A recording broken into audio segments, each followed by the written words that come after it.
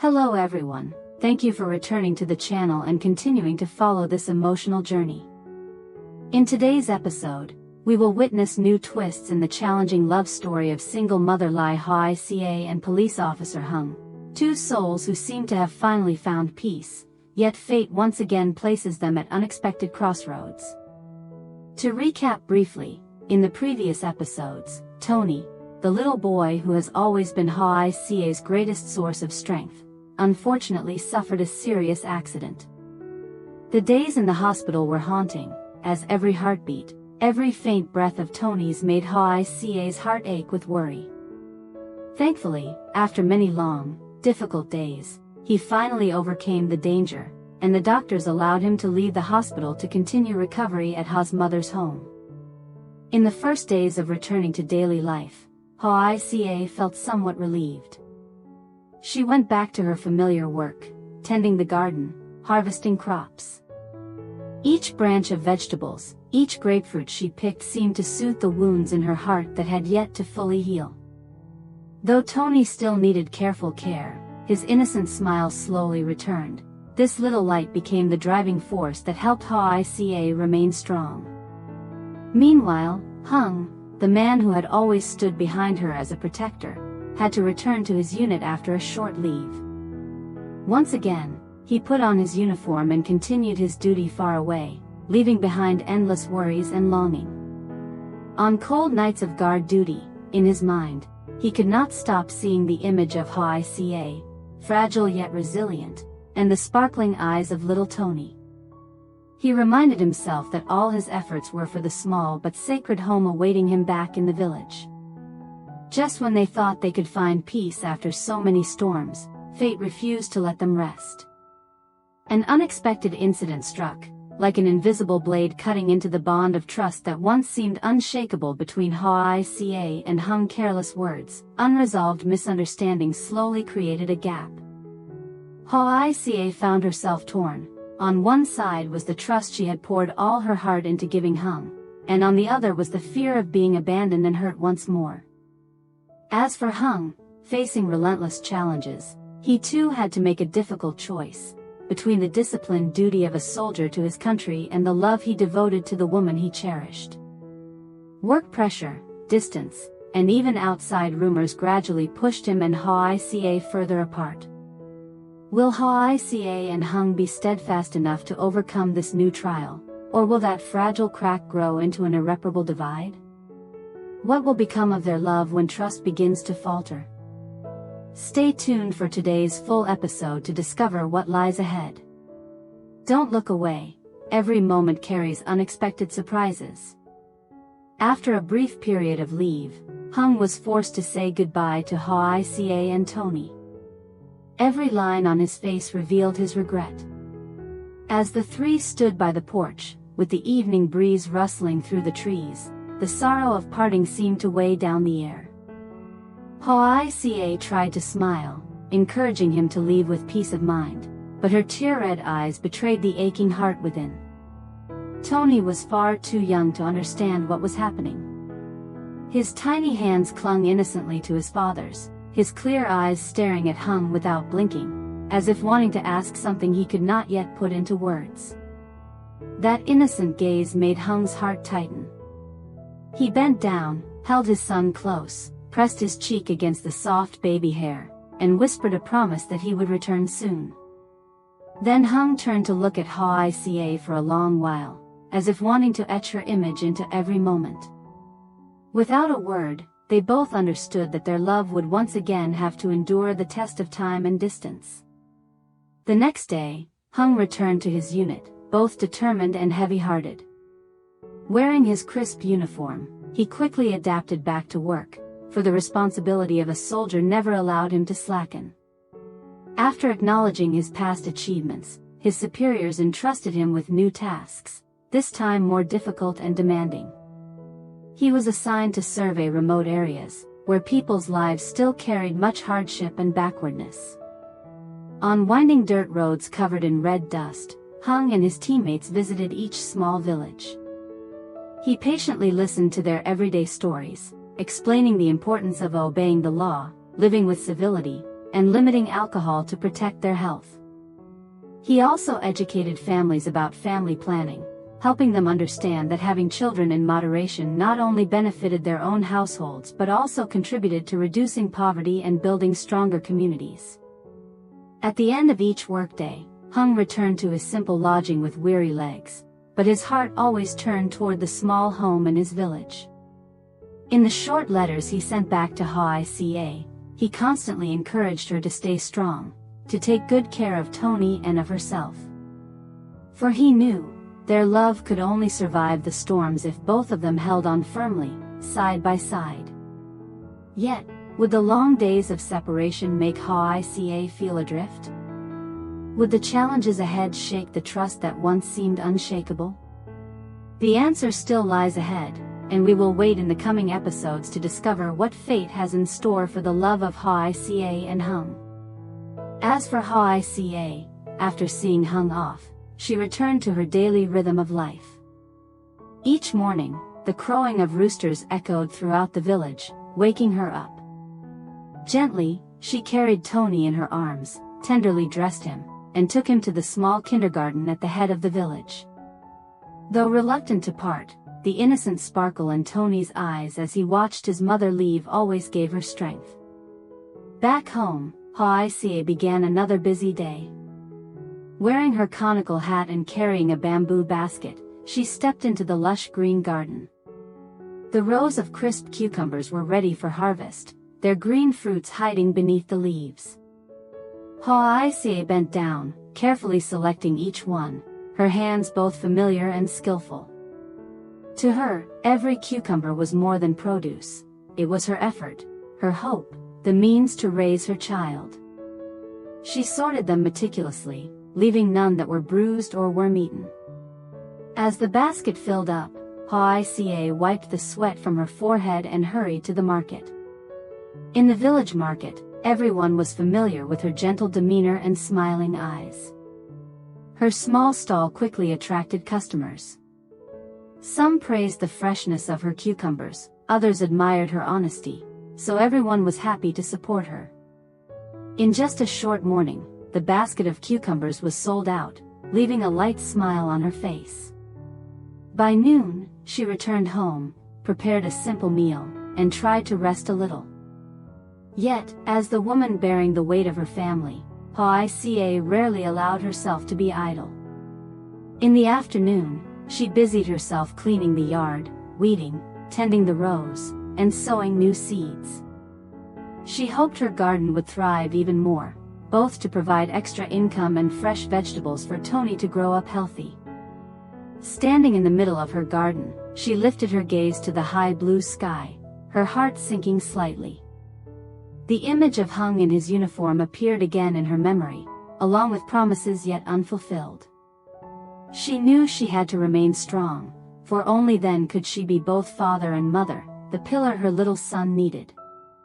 But deep in her heart, Ha-I-Ca still longed for the day Hung would return, so the three of them could once more build a small but love-filled home together. That afternoon, after selling out her basket of cucumbers at the market and returning home, Ha-I-Ca had just stepped through the old wooden gate when she suddenly saw Du waiting. The late sunlight bathed the quiet village road, and his figure stood out as something unfamiliar in the familiar scene. It had been quite a while since he last came, so his presence startled her, stirring both surprise and unease. Du looked the same as ever, polite, in a simple shirt, with eyes that seemed to hold unspoken words. Though he wore a faint smile, Ha-I-Ca could sense a vague weight hidden behind that gaze. "It's been a long time. How have you been?" His deep, calm voice broke the silence. Ha-I-Ca nodded lightly, offering a polite smile. "I'm doing fine. Please, come in for some tea." Inside the modest house, the sound of wind through the window mixed with the bubbling of the kettle, creating a hushed atmosphere. The two sat opposite each other, close in distance but worlds apart in mood. Hesitating, Du finally spoke. He said he knew Hung was away on duty, leaving only Ha-I-Ca and Tony, and that he hadn't felt at ease, His thoughts kept circling until he decided to come and see for himself. "If you ever struggle, just tell me. I'll do everything I can to help," he said, his eyes steady but carrying a tremor. Hoasia lowered her gaze, her voice soft yet firm. "Thank you, truly. But Tony and I are doing fine. Even though Hung is far away, I trust him. And I believe I can take care of my child without troubling anyone else." Her words fell like an invisible shield, halting Du in his tracks. For a moment, his eyes dimmed, and silence lingered. Then, as if unwilling to retreat, he drew a brand new phone and a neatly wrapped stack of cash from his pocket. Placing them on the worn wooden table, his tone grew urgent. "Please take these. The phone is so you can call me if there's ever an emergency. The money is for Tony. After all, he is my own flesh and blood. This isn't charity, it's a father's responsibility." The room grew unbearably heavy. Hoasia stared at the items, her hands trembling unconsciously. She could feel Du's sincerity, yet behind it lay intentions she could not ignore. After a long breath, she pushed them back toward him, her eyes shining with resolve. "You don't need to do this. I know you mean well, but I can't accept it. Tony and I already have our own path. I don't want anyone interfering or unsettling it. Besides, I trust Hung, and the choices I've made." Her refusal cut into Du like a sharp blade. He forced a faint smile, but sorrow and regret glimmered in his eyes. Yet deep inside, a faint spark flickered. He told himself this was not the end. Distance between Hung and Hoasia, and her lonely days, could still become his chance. As he left the small house, his steps were heavy, but his eyes gleamed with a strange determination. A plan had begun to take root. He would not give up. No matter how daunting Hung's shadow was, he would find a way to slip into Hoasia's heart and win her over.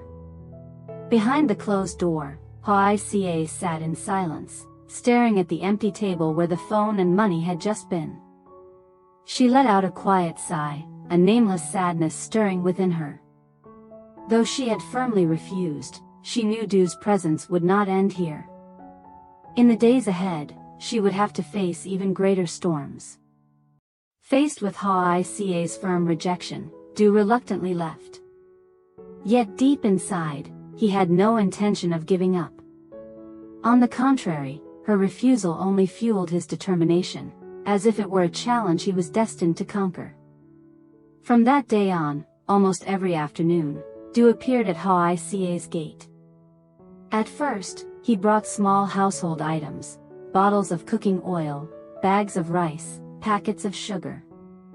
Later, it became boxes of pastries, baskets of fresh fruit, even new clothes for Tony. Using the excuse of being the child's biological father, he expressed his care, and although uneasy, Hoasia could not bring herself to stop him. After all, Tony was still too young, and having a father figure visit seemed natural in some ways. Though Tony could not yet speak, the innocent sparkle in his eyes whenever Du carried him or handed him a new toy sometimes softened Hoasia's heart. She did not want her son to feel deprived of affection, nor did she want him to grow up believing he had been abandoned. That hesitation unwittingly opened a door for Du to move closer step by step. Their afternoons slowly became a routine, Hoasia tending the garden, then catching sight of Du at the narrow path, carrying bags of gifts. He acted as though he had belonged to this house all along. His words were always sweet, mixing genuine concern with a subtle undercurrent of something deeper. Then one day, as they sat together on the porch, the setting sun casting long shadows across the ground, Du suddenly took her hand. The warmth of his touch startled her, and she quickly pulled away, but not before he spoke. Hoasia, I know you've suffered so much. I truly want to be by your side, to help you care for Tony. I promise I'll be a good father, a good husband. Please, give me a chance to make up for all the pain you've endured." His confession fell into the still air, sending ripples through Ha-I-Ca's heart. She glanced at Tony playing innocently nearby, then back at Du with hesitant eyes. On one side were the sweet promises laid before her, on the other, the unwavering trust she held for Hung, the man serving far away, devoted to his duty, yet never forgetting her and their child. Within her, an undercurrent of turmoil began to rise. She knew every choice she made would affect not only herself, but Tony's future as well. And in that moment, she realized, the true test of her love with Hung was not distance, but the temptations and intrusions pressing in during her loneliest hours. Du waited, his eyes brimming with longing and hope. But Ha-I-Ca remained silent, her heart torn, caught between steadfast faith and a wavering uncertainty she could not name. Startled, Ha-I-Ca quickly pulled her hand back, her eyes filled with determination. Her voice was firm, though trembling slightly. "Du, I've told you already. I love only Hung. He is the one I chose, the one I trust, and the one I will wait for, always. No matter how far he goes, no matter how many hardships lie ahead, I will still wait. I cannot, and will never, change that." Her words cut through the faint hope Du had just begun to harbor, like a cold blade. Yet he did not give up. His eyes darkened, his tone slow but laden with implication. "Ha-I-Ca, think carefully. Hung is away now, busy with his work. Can you be sure he'll stay faithful to you? A capable man, living far from home, surrounded by countless temptations. Do you really believe he still thinks of you the way you think of him?" Leaning closer, Du locked eyes with her, his voice deep and pleading. "I don't want you to suffer in loneliness. I don't want you waiting in vain. I want to be by your side, to take care of you and Tony. Give me a chance, and you'll see, I'm the one who can truly bring happiness to you and your child." Ha-I-Ca clenched her hands tightly against her clothes, her lips pressed together. Inside, a storm surged. As much as she refused to believe Du's words, they still pierced her heart with uneasy doubt. Hung, he was indeed a good man, capable, admirable, and attractive. That thought unsettled her. Far away, could someone else be trying to enter his life? Would Hung still hold fast to the promises they had made? In that moment, she felt as though she stood at a crossroads shrouded in fog. But then she drew a deep breath, her eyes regaining their steady resolve. Slowly but clearly, she replied, "Du, please understand, my love for Hung cannot be shaken. Even if he is far away, I will wait. Please don't come here anymore, don't disturb our life. Go home." Hearing this, Du reluctantly stood up. Sadness flickered across his face, but in the depths of his eyes a trace of hope still lingered. Before leaving, he spoke a final line. "I won't give up. I'll keep coming, at least to see Tony. I hope you'll think it over."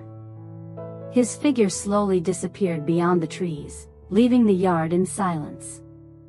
Ha-I-Ca collapsed onto the chair, her trembling hand pressed against her chest. Though she had refused him firmly, Du's words still echoed in her mind, like sharp blades carving into her heart. A vague unease whispered within, will Hung remain faithful? Will he remember the promises, the hardships we once endured together? She shut her eyes tight, trying to steady herself. No. I must believe. If we've overcome so many hardships, then this distance is nothing. My love with Hung cannot be shaken so easily. Yet deep inside, a quiet flame of worry still burned, and Ha-I-Ca knew well, this was only the beginning of far harsher trials yet to come. Du was different. Though Ha-I-Ca had just rejected him outright, he did not see it as the end. On the contrary, her coldness and resolve only ignited within him an ambition fiercer than ever. To do, love was no longer a natural feeling. It had become a conquest, a battle he was determined to win, no matter the cost. From that moment on, his gaze toward Hoi-Ca changed. It was no longer just admiration or longing, it carried calculation, possession. He quietly observed her every move, the way she bent down to pick vegetables in the garden, the tenderness in her eyes whenever she looked at Tony, the habit of gazing at the road where Hung had once departed. To do, each detail was a fragment, and if pieced together correctly, they could reveal the critical weakness that would shatter the wall of trust in her heart. Do understood clearly, the strongest shield Hoi-Ca held was her absolute love and trust in Hung. If he could break that shield, her entire world would collapse, and that would be his moment to step in as her replacement support. A plan began to take shape in his mind, meticulously crafted down to the smallest detail. He would continue to visit Hoi-Ca, not with haste, but with patient persistence. Day by day, he would bring small gifts, sometimes sweets for Tony, sometimes new clothes, sometimes useful household items. All would be wrapped under the guise of a father's love. He believed that an innocent child like Tony would easily grow fond of such care, and that the bond between them would become a bridge leading him closer to Hoi-Ca's heart. Du also knew that women in lonely days were often most vulnerable. Hung was far away, with only sparse letters or brief calls to comfort her. Meanwhile, he could be physically present, listening, sharing, helping in even the smallest matters. Slowly, familiarity would become routine, and routine would become something hard to let go of. One late afternoon, as he stepped out of Hoi-Ca's gate, Du's lips curved into a subtle, unsettling smile. In the crimson twilight, his face seemed both gentle and dangerously unreadable. His thoughts grew sharper, more powerful. Hoi-Ca, do you think you can hold on to your trust in Hung forever? No. Distance will erode everything. All I need is patience, all I need is to plant a little doubt, a little unease, and that love will crumble on its own. When it does, you will be mine. That thought stretched into a long, dark smile, like a storm cloud on the horizon. A silent yet violent storm was waiting to shatter the fragile home that Hoi-Ca and Hung had built with so much love and trust. In Du's heart, the belief in his victory only grew stronger. He was certain that time and patience would be his most powerful weapons to break everything apart. And when that moment came, only he would remain, the sole one to claim Hoi-Ca. Will Hoi-Ca be strong enough to hold on to her steadfast faith in Hung, the man she loves with all her heart, even as he serves far away day and night? Or will Du's sweet words, suffocating persistence, and relentless attention gradually carve fragile cracks into her heart? Du has not given up. On the contrary, after each failure, he has become even more dangerous. In his mind, a deep and calculating scheme is taking shape, step by step infiltrating Hoi-Ca's life, sowing seeds of doubt day by day, slowly breaking down her love and shaking the absolute trust she has in Hung. To him, a single small crack in that wall of trust is enough to bring the entire love crashing down, and that will be his chance to step in and claim Hoi-Ca for himself. Will the love between Hoi-Ca and Hung be strong enough to withstand this storm, or will it be swept away by Du's perilous schemes? What will become of the fragile happiness they have worked so hard to build when their trust is pushed to the very limit? Stay tuned for the next episode, full of unexpected twists, to discover what choice Hoi-Ca will make, and how far Du's plot will go. Xin chào tất cả mọi người đã quay trở lại với kênh của mình. Hôm nay thì mình tiếp tục đưa đến với mọi người câu chuyện về mẹ đơn thân Lý Hoài Ca và cảnh sát Hùng. Như mọi người đã biết thì mẹ đơn thân Lý Hoài Ca hiện tại thì đang yêu xa với Hùng khi Hùng phải đi làm việc ở xa.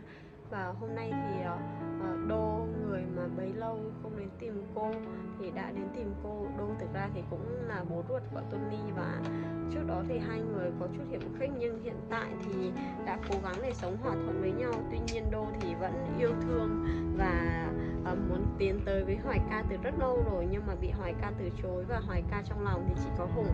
Và lần này khi mà biết được Tony sẽ ra chuyện cũng như là Hùng đã đi xa, thì Đô đã tranh thủ cơ hội này đến để muốn bày tỏ tình cảm của mình một lần nữa với Hoài Ca, cũng như là muốn đón mẹ con Hoài Ca về ở cùng. Thì vậy liệu Hoài Ca sẽ quyết định ra sao? Hoài Ca sẽ chọn Hùng hay là chọn Đô? Thì mời mọi người đón xem tập tiếp theo để biết thêm chi tiết nha.